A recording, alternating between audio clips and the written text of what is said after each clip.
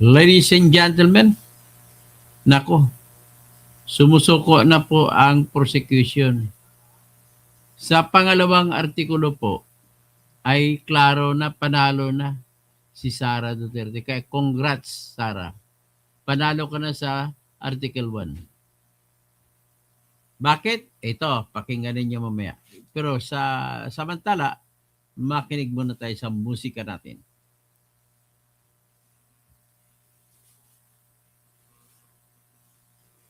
Sara, Sara, wala nang iba. Sara, Sara lang pag-asa. Sara, Sara, siya lang makapakulong.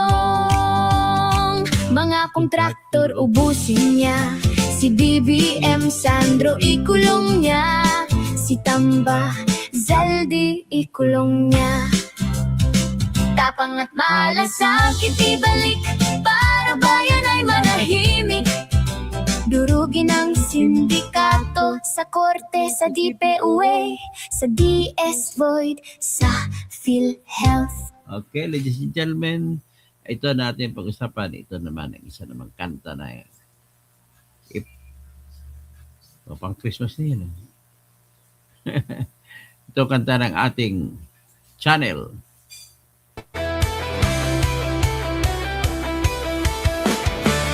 This line, kanagabi. Nagay yung album ko. Sa Pilipinas, kilala ang tindig. Hindi kayang bayaran nino man ang kanyang prinsipyo. Kapag may inapi, siya ang nariyan. Kapag may bayaran, siya ang hadlang. Hindi siya tiglop sa pananakot ng iilan. Hindi siya alila ng sino mang mayaman. Kung ang kapangyarihan nila ay inaabuso, hinahawi niya yan mano-mano. Kapag ang taong bayan ang nasasakal, siya ang unang sumusugot, tumatagal. Hindi perang sukatan ng halaga, kundi kung sino ang lumalaban para sa masa. Totoo kasing tirador, totoo kasing tirador. Kakapin ang naaapi, kalaban ng sakim na mandarambong. Totoo kasing tirador, totoo kasing tirador. Hindi kayang bilhin ang puso niyang matibay.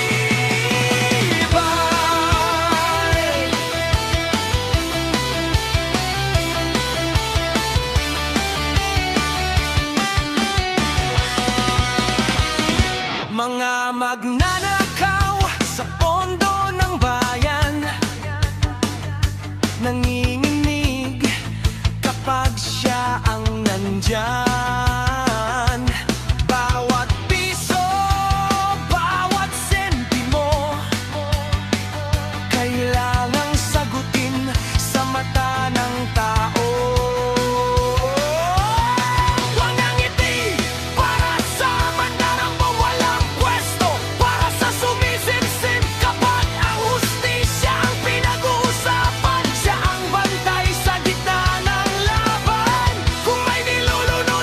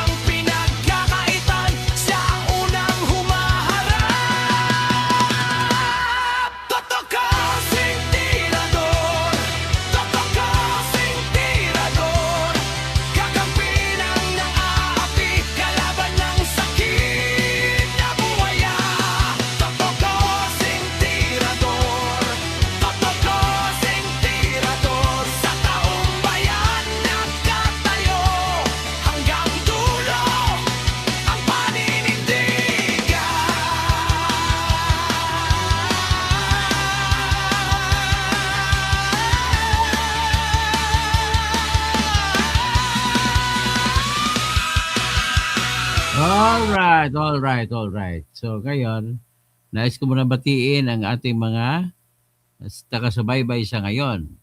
Si Grace Line, huling vlog, malamang huling vlog ko ito po sa ngayon. Tapos si Ben Regamador, magandang gabi. Tapos si Slick Rick, katoto, live po si Alex Baltasar. Oo, ang syota ni Dan Fernando. Hindi ko magilap. Okay.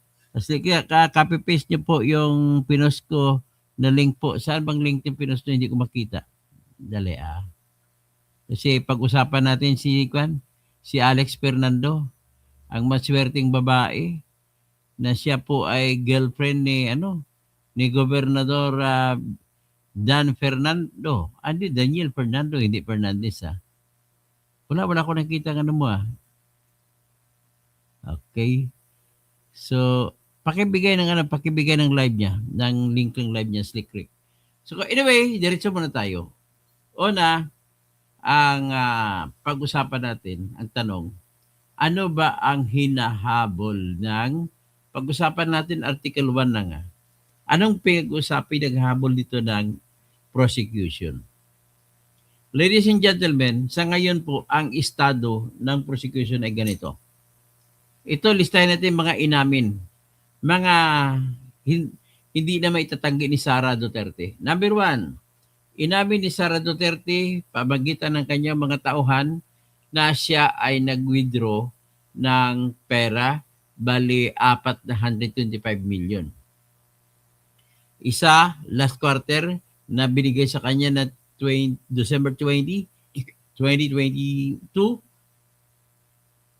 Yan ang una. Yung pangalawa, January to March, nabigay. Tapos, April to June, nabigay. Pangalawa. Tapos pangatlo, July to September. So, 4. So, ngayon, ang usapin niya ay ganito. So, inamin, next is ginasta. Tapos, kasunod ng paggasta, Next is, tapos ginasta, ang gumasta po, binigay ang pera kay Lieutenant Colonel Raymond Dante La Chica, na sa ngayon po ay Colonel na siya, full-fledged. So, binigay kay Lieutenant Colonel. So, pagkatapos, kiniklaim ang pagkasunod pang-4, kiniklaim ni Acosta na kay Colonel lang na binigay at si Colonel La Chica ang namigay at binigyan na lang ni Colonel La Chica si Acosta ng mga resibo, ng mga acknowledgement receipts at iba pang mga resibo at mga report at ibinigay ni Gina Acosta sa Commission on Audit. So pang-4 yan Pang-5, sinabi rin ni Ortonio na siya po ay ASIC, pangatlong official sa Office of the Vice President. Si VP Sara ang top official. Number 2 ay Chief of Staff na si Zulaika Lopez, attorney. Pangatlo ay si Ortonio. Okay. So, inamin ni Ortonio, pang-5 yan na si Sara din na may utos. Pero kasabay sa sinabi niya, binigay din ang alam niya, binigay din kay Mr. Raymond Dante La Chica. So yan. Ano pa bang ibang facts na nakuha nila? Ang ibang facts na nakuha nila ay si Ortonio at saka si Acosta, pareho nagsabi na wala silang alam kung paano pinamigay ni La Chica yung pera. So, pang-7 na yan, pang-8 ay, ano ba yung pang-8? Mga pwede natin sabihin, mga inamin mayroong joint memorandum circular. Pagkabi natin pang-8, pang-9. Pang-8 siya. Joint memorandum circular po na nag-uutos na kapag confidential fund, ang mamimigay lamang ng pera sa mga dapat na pagbibigyan ay dapat ang SDO na tinatawag. Ano yung SDO? Special Disbursement Officer. So, dito sa Department of Education ay si Edward Paharda ang Special Disbursement Officer. Tapos, sa kanyang parte naman, sa perang hinawakan naman niya, ay binigay din kay Dennis Nolasco. Ang counterpart naman ni Lieutenant Colonel Raymond Dante La Chica sa Office of the Vice President ay si Lieutenant Colonel Dennis Nolasco doon sa Department of Education. So, ngayon, iyan bang kasunod na papsyam na si Dennis Nolasco naman sa Education. At ngayon, ang pang-sampo na nakuha natin na mga na-establish na facts, yung pag-amin lang galing sa pag-amin, ay parehong walang alam sa ang lahat. Hindi lang natanong, hindi lang nalaman si BP Sara. Pero pareho ang alam ng sinabi ni Ortonio tsaka ni Gina Acosta na wala silang alam kung paano, personal kung paano ginasta ni La Chica. Sa makatuwid, si La Chica nakakaalam, ay marami siyang alam kung ibinigay ba niyang pera kay Sara para ibulsa ni Sara o hindi. Si Ortonio din si Vice din, si Lieutenant Colonel La Chica at saka sa IDEPED ay si Lieutenant Colonel Nolasco ang nakakaalam kung una sabi ko binulsa talaga ni Sara kasi siyempre kukunin ni Sara sa kanila kung binulsa ni Sara. Ngayon, sila rin nakakaalam kung sino pinagbibigyan talaga kung mga sino-sino ba yung tao sa likod ng Mary Grace Piatos. Saka dakoy ko may mga pagong pa kung sino pa. Okay? So in other words, nalagay na tayo sa sitwasyon ngayon na wala pa tayong ebidensya kung binulsa ni Sara. Yan pa lang po hanggang ngayon pa lang. So ngayon, ang diskarte ng opposition ay nagpapakita lamang po na parang umamin sila, Duarte, na wala silang ebidensya. Bakit ko nasabi na parang umamin lamang sila? Kasi wala pala kayong testigo. Ang kinuha nyo, testigo ni Sara. Gagawin nyo testigo laban kay Sara. Paano kayo mananalo niyan? Testigo ni Sara, kunin nyo. Testigo sila pabor kay Sara. Ganun po yun. Tapos, ang feeling ng mga lahat ng tatanong, mga senador at saka abogado ng kalaban, parang gusto nila ilagay na sa bunganga ni Ortonio at saka ni Gina Acosta, oy, sabihin nyo na si Sara binulsa ang pera pagkatapos binigay kay La Chica tsaka kay Nolasco, binulsa ni Sara. Ganun ang gusto na mangyari. Tapos, tinawag pa ni Tolpo na stupid, na blind loyalty ang meron si Gina Acosta kay Sara, kaya hindi niya nababanggit kung saan talaga ang pera. Bakit binigay doon kayo? Hindi niya mabanggit ang totoo daw. Ang problema po, yan po ang katotohanan, Duarte. Kapag wala kayong ebidensya, hindi aabanti ang inyong kaso. Very clear na ba? So dito kayo ngayon natututo. So next time na mayroon mag-impeachment, magdadalawang isip kung paano, kung impeach ba o hindi. Ito, klarong-klaro. Ang ebidensya niya, may respetos lang. Pinasuri niyo pa sa PSA kung sino mga pangalan naman, lahat ng mga peke. Talaga peke yun. Tapos, pinasuri sa NBI ang mga handwriting, pare-pareho. Talaga pare-pareho yan. So, ito po na mga established facts. Ano na lang ang hindi na lang na nakuha ng mga detalye. Alam mo ba, Duarte, kung anong hindi pa? Kulang sa detalye na maituro na si Sara ang nagbulsa. Ngayon, natuto sila sa kay Gina Acosta. Ay, balikan ko muna si Tolpo.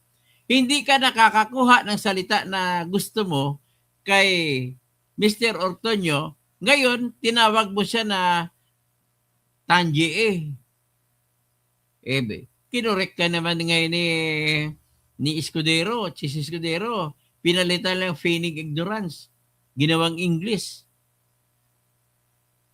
Ang problema sa inyo kasi, akala nyo magagaling kayo. Hindi po kayo abogado. Kami nga abogado nga, ay nahirap din kami hanap ng testigo na pabalik na rin ang testigo. Nasa galing yan ng cross-examination. Ang ibig po sabihin yan, Duarte, hindi magaling na cross-examiner sila ni Ligutan o Lagutan at saka si De Vinegracia. Mahina silang abogado. Kasi sa ganung sitwasyon po, kapag may kaso na wala kang ebidensya, tanging pag-asa nyo lang ang magbigay sa inyo ebidensya ay yung kalaban mo, testigo ng kalaban mo. Kaya lang, pag ginamit mo ang kalaban mo na testigo, ay kagayanan, gigisahin ka sa sariling mo mantika. Kaya nang nangyari, ito true to life experience na natunghayan ninyo. Akala nyo ba maganda kumuha ng testigo ng kalaban mo? Hindi po. Dapat, you must rely on the strength of your own evidence, not on the weakness of evidence of your opponent. Akala nyo, yung iba kulang na lang sabihin nila, Duarte, ay aral kasi yan eh. Ladies and gentlemen, hindi nyo ba pinag-aralan, Jinky Luistro? Di ba, Ben Recamador, hindi ba nila pinag-aralan? Napakadali pag sabi, hindi ko alam yan eh. Di ba niyo pinag-aralan yun? So ngayon, kinuha ninyo yung dalawang, si Ortonio at si Juan, nakita ninyo yung depekto. Bumirang sa inyo. Wala kayo nakuha na mga ebidensya. Kundi lalo lamang nadiin ang inyong ebidensya, sariling ebidensya. Bakit? Sa pagtatanong na patunayan, Duarte, na importante pala ang mga alias ng testigo ng mga taong tatanggap. Sinalaysay po ni Robin Padilla. Ang mga 13 martires na namatay doon sa Cavite. Alam mo ba kung paano namatay, Duarte? Oo. Ang pagkamatay po sa kanila ay may nagtraidor na si Teodoro Paterno. Sinabi sa Espanyol ang totoong pangalan ng mga 13 martires. Dati mga alias. Pinatay silang 13. Ganon po ang resulta kung bakit, ganon ang dahilan kung bakit nag-alias. Yun ngayon, ang isa pang problema nila, paano sila, mananalo ba sila? Mananalo ba sila, Duarte? Kung sasabihin natin, ay nalabag ang Joint Memorandum Circular na nag-uutos na dapat ang mamigay ng pera sa mga informant ay yung Special Dispersing Officer. Kasi ang nangyari, ito naman katotohanan, hindi na mabawi ito. Na matapos matanggap ni Gina Acosta ang pera at saka si Eduardo Pajarda naman doon sa IDepEd, ay binigay nila sa security officer na si Colonel Raymond Dante La Chica kung sa OBP at sa si Colonel Dennis Nolasco kung sa IDepEd. So, yan po ang katotohanan. Nung naibigay na, sa tingin mo ba, sinasabi kasi ng Joint Memorandum Circular na bawal ang ginawa ni Gina Acosta at saka ni Pajarda na ibigay ang pera doon sa security officer. So, sa tingin nyo, tama na yun? Sa tingin nyo ba mananalo na yun? Yun po ang tingin ni Jinky Luistro. Kaya hindi na daw nila isalang sa testimonya si Colonel La Chica. Good decision. Kasi kung isalang nyo, mas lalo kayo mababaon. Ang pinakamatalino dyan, si Colonel La Chica, kasi PMER yan. Class ng 1993. So nakita nyo na ang problema. In other words, hindi ko naman hinuhusgan kung totoo o hindi ang akusasyon nila laban kay Sara, pero hinuhusgan ko na ngayon na talo na kayo sapagkat wala kayong ebidensya na bitbit para ipakita, patunayan na binulsa ni Sara. Hindi po yan, hindi po magigilty si Sara nang dahil lamang sa sinuway ni Sara ang Joint Memorandum Circular.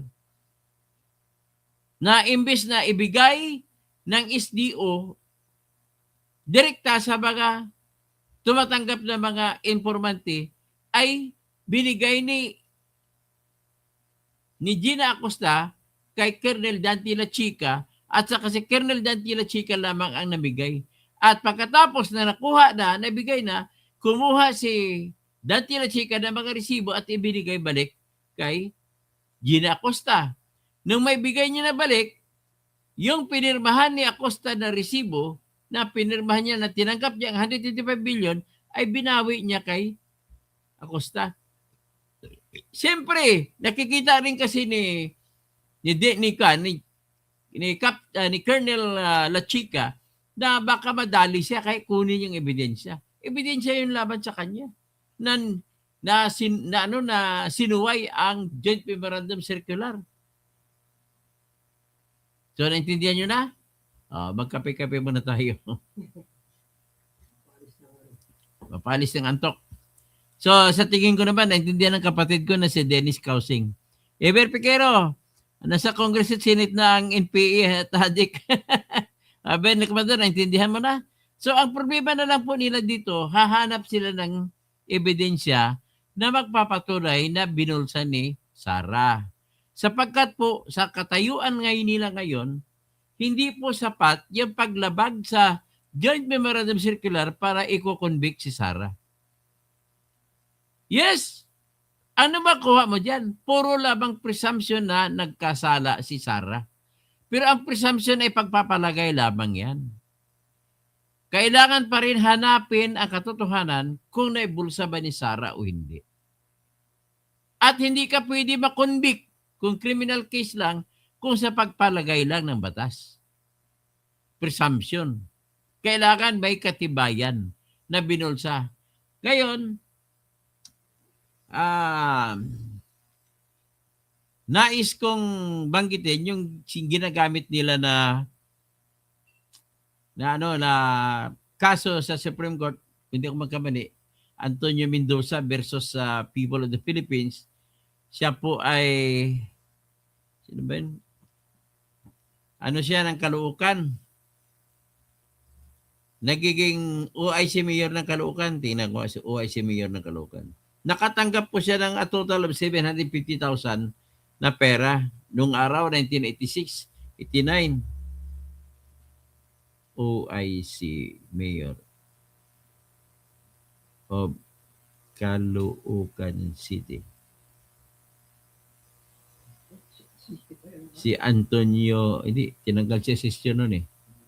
Antonio yung first name niya, kung hindi ko magbali, Mendoza ang apelido niya.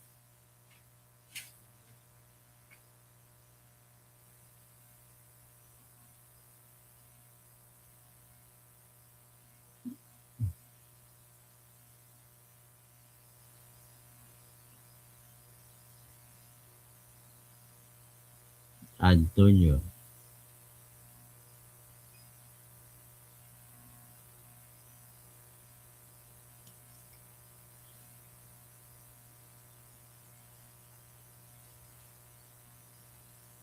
Tinanggal si assistant nun eh. Ito yung pagbagsak ni Marcos. Martinez. Si Antonio Martinez. Alalahanin ko na si William Martinez. Siya po ay sinintensyan na dahil hindi niya naibalik ang perang pinagkatiwala sa kanya bilang OIC Mayor. So, hindi po magkapariha ang sitwasyon ni Sara Duterte at ni Antonio Martinez. Sa kay Antonio Martinez po ay tinanggap niya Duterte ang pera, nagasta niya, hindi siya nagbigay ng resibo. Pero kay Sara, nagbigay ng resibo, hindi lang ginalang ang resibo niya. So, Virgilio Angeles Castillo, Toto Causing, kaya na ito. Believe ako sa iyo, Totoy Gising, tanda mo na, tanga ka pa. O, tinawag mo ako tanga, okay lang po kung ang yung judgment call sa akin ay tanga. Tanga, sige, pero the way I see it, ikaw po ang mas tanga kasi hindi mo naintindihan. Ang tanda-tanda mo na, hindi mo pa rin nakikita na si na si BBM ay nagnakaw. Ikaw ba tanga? Virgilio Angeles Castillo? Ang grabe ng ebidensya, mali-maliit ang ebidensya, tapos kakampihan mo pa, di ba, tapuan? Romeo Pabros, dahilan ng kuwa, kaya nila daw dinisallow ang confidence ban ay hindi banded. Hindi po yan ang dahilan. Sigurado ako mananaig si Sara sa Supreme Court pag idinala sa Supreme Court yan. Romel Bingson, naimbag Rabi, Dr. Toto, naimbag Rabi, kada kayo amin. Maya pabigi, mga kabalin. Maray na banggi, mga kapwa Uragon, mga padi, mga magayon. Magandang maradyaw nga duyom sa inyo mga hurot, mga Surigao nun. Marayaw dom sa mga tausog. Mapya kagabi, lako ng mga pagariakan, ro sa barm, ago mga pakatakan sa Maguindanao del Sur, ago Maguindanao del Norte. So, ganan so sitwasyon tano. Sabi ko, yan ang sitwasyon natin. So, panalo na si Sara sa ganito kung wala na kayong testigo. Ladies and gentlemen, itong masakit na katotohanan.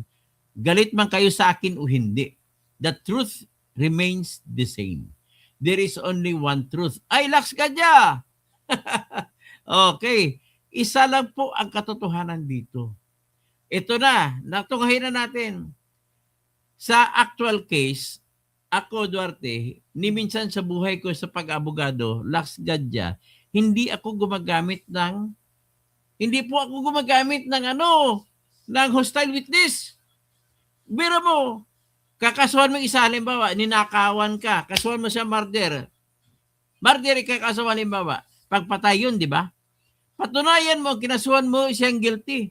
Ngayon, ang paraan sa pagpatay, halimbawa, ay siya ay halimbawa yung pag-aralan natin yung magandang babae, dalawang pinatay na anak, pati siya. Pero ang baril na ginamit ay ang baril ng babae na kalista sa babae. Napakagandang babae, first class, type class A na gaganda ng babae. Ang gwapo pa ng anak ng yung bata, ang anak niya. Batang-bata pa, pati yung anak niyang babae, magandang-maganda rin. Ngayon, halimbawa, ang theory ko, ang pumatay ay ang kanyang husband. Ano ang patunayan ko? Patunayan ko na husband niya mismo pumatay. Ngayon, kukunin ko kapatid niya na testigo, tapos kakampi, paano ko mapapatunayan yan? The fact that you start getting hostile witnesses, that is an evidence that you have no evidence. Tama, Duarte? Bakit kayo gagamit ng ebidensya ng kalaban? Talagang talo kayo dyan. Ano kabubuhan ninyo? Akala ko ba yabang-yabang ninyo? Ano bang narinig ko sa inyo? Smoking gun? Smoking gun? Ang nakita ko na smoke, wala ng gun. Not even a smoke, I can see. Ang narinig ko na lang, kanta na lang ng Scorpions. Sabi ng Scorpions, when the smoke is going down. Ay, kakahiya kayo. Ha? Luistro, kakahiya ka, Luistro. Pakinggan natin si Luistro. Pakinggan natin si Luistro. Ang hirap naman ng katayuan ninyo, napapahiya tuloy kayo. Kayo naman na magnanakaw eh. Nagnakaw kayo mali-maleta eh. Itulak nyo kay Sara. Ikaw Irwin Tulfo, 8 maleta hinatid sa Green Hills. Tantado ka. Yan, tingnan sikan ang interview kay Jerby Luistro. As a matter of fact, that explains kung bakit siya bonded. Banded So, si ulitin special natin. dispersing. That is correct. Yes, talaga maayos yung pagkakaliquidate. Hindi ba nandun pa rin po yung realidad that would be very, very difficult to surmount, which was the fact that bakit ikaw ay nag-disburse, hindi naman ikaw yung SDO. Hindi po ba? That is correct. At maliwanag na maliwanag yan, Christian, during the presentation of Gina Acosta, no? Na dapat ang special disbursing officer ang nagdi-disburse. As a matter of fact, that explains kung bakit siya banded. Banded Iyan mga sagot ni Luistro, Christian Isquira, isagot ni Luistro, iyan pong ebidensya na desperada na siya. Tinatanggap niya ng katotohanan na hindi niya na mapapatunayan na si Sara ay nagbulsa ng confidential fund. Ha? Ay nako. Iba po mag-isip ang trial lawyer kagaya ko. Kayo, lawyer ka kayo, pero abogado de la mesa lamang kayo. Yung asawa mo nga, nakasuhan ng rape. Kinuha mo pa na abogado, asawa ni Sara, para hindi makakulong ang asawa mo. Kayo mga nakikinig dito na abogado, huwag kayo magmayabang kung abogado kayo. Iba po ang laro sa korte ng mga trial lawyers. At ang pagiging trial lawyer po sa loob ng korte ay hindi po yan simpleng trabaho. Kung ako, I'm proud to tell the whole world that I have not lost even a single case. Bakit? Pinaghandaan ko bawat cross-exam ako, pinaghandaan ko. Pag mag-direct exam ako sa mga testigo ko, pinaghandaan ko yan. At pinag-isipan ko ng malalim. At bago ko simulan ang kaso, mayroon akong legal theory kung ano ko manalo. Mayroon akong plan A, plan B, plan C. Ang sa inyo nga plan kung paano kumuha ng pera Yan ang problema sa inyo Leche plan. Leche. Hay. O, kita nyo na ngayon. Ang tanong ko sa inyo, challenge sa inyo, hindi po sapat na nilabag ni Sara ang Joint Memorandum Circular para matalo niyo si Sara. Kasi may excuse. Kung ang mga abogado kayong totoo, may excuse. Dapat kilala niyo kung anong excuse. Ano bang excuse dyan? Ladies and gentlemen, lahat po ng paglabag sa batas, basta yan po ay nakakasalba, nakakatulong sa seguridad ng ating bansa ay hindi nagiging krimen. Tandaan niyo po yan. Ben Licamador, tulungan mo yung sila ni Luis Raw, mga buboy. The only way na mananalo sila, kung totoo man ay ninakaw ni Sara, kung meron silang makikitang testigo na may bit-bit na litrato o di kaya video na nakita talaga na binulsa ni Sara ang pera. That's the only way. Kung wala yan, buti pa manahimik kayo. Gumagastos kayo 25 million a day sa trial na yan.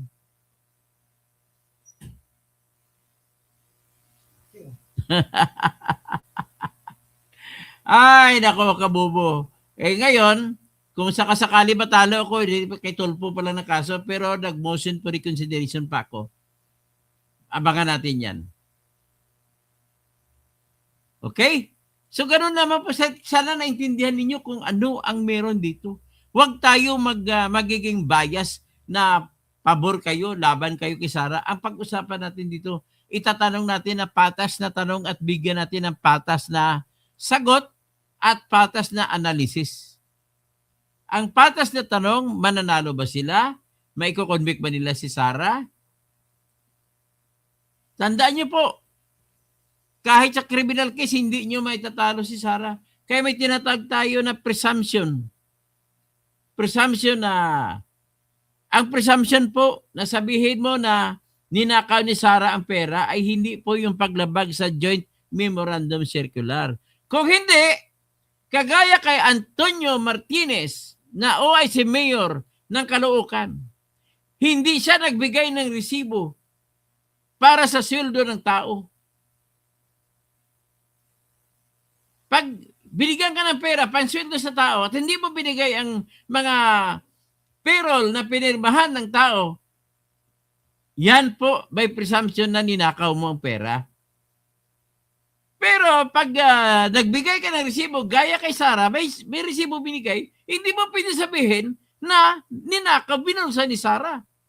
The truth remains. Naging ebidensya man ni Sarah, naging ebidensya pa ni Sarah ang katotohanan na nagpalabas ng disallowance ang Commission on Audit. Bakit? Lax ganyan, kapag nagpalabas ng disallowance, ang COA, ibig sabihin, mayroon kang sinumiti na resibo. Hindi nga lang ginalang.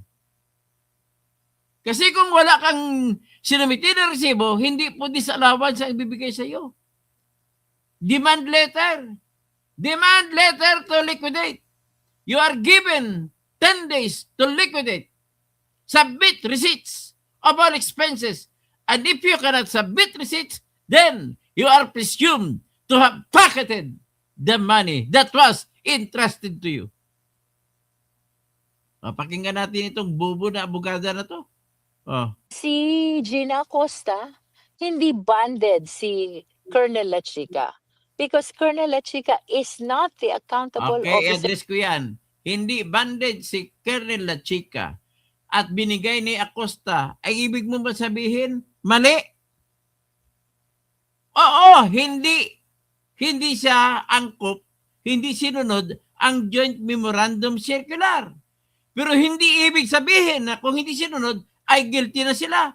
Mali, mali, mali. Ang baba naman ng isip ninyo. Nakalimutan ba ninyo na mayroong tinatawag na national security? Sitwasyon, ganito po sitwasyon. Itatanungin kita, Gerbil Luistro, paano tatanggapin ng mga informante ang pera kung si SDO Gina ako sa magbibigay? Hindi po nila tatanggapin yan. Ang tiwala po na mabibisto sila, hindi sila mabibisto, ay nasa kamay ng mga tauhan ni Colonel Lachica. Mga sundalo kausap. Sikreto yon. Kasi kapag kay Acosta sila kukuha ng pera direkta, malamang matabil ang dila at mamamatay ang mga NPA na nagbigay ng impormasyon. Naintindihan ba ninyo yan? Napaka-bubo naman ninyo. Okay. Kahit ano pang sabihin mo dyan, Benric Mador, Joint Memorandum Circular, hindi po yan Biblia. At hindi po batas ang Joint Memorandum Circular.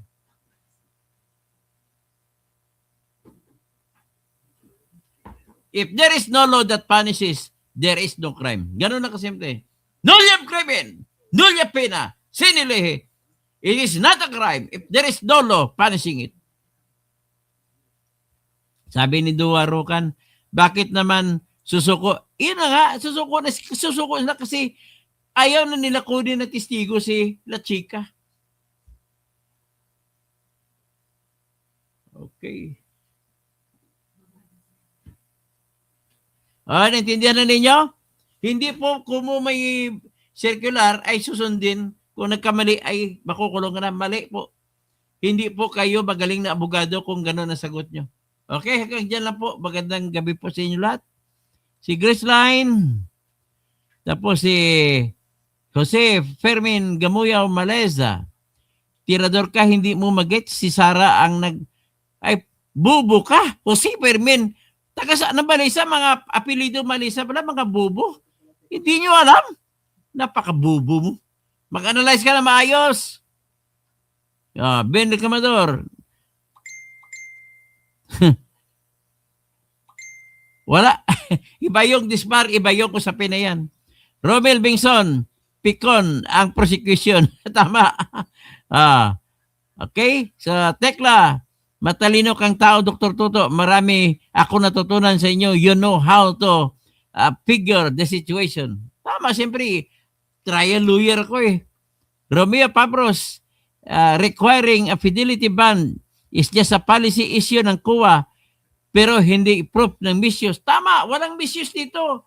Ang misuse, yung ginamit mo. Mali lang ang paggagamit.